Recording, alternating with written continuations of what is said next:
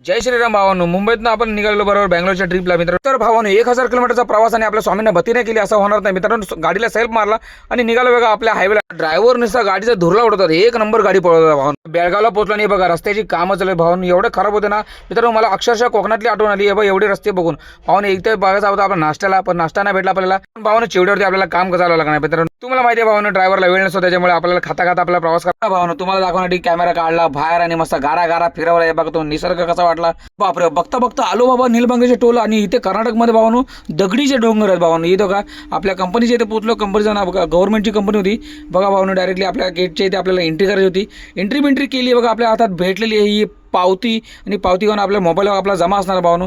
गाडी कशी गाडी आपण खाली केली आणि गाडी बाहेर काढली. बघतो तर हे ट्रॅफिक लागला भावांनो. बँगलोरचा ट्रॅफिक म्हणजे एक नंबर ट्रॅफिक असं. कसा वाटला हा निसर्ग भावांनो, एक नंबर. कशी वाटली व्हिडिओ सुद्धा आपल्याला कमेंट करा, शेअर करा. आपल्या यूट्यूब चॅनल नवीन असाल तर चॅनलला सबस्क्राईब करायला विसरू नका.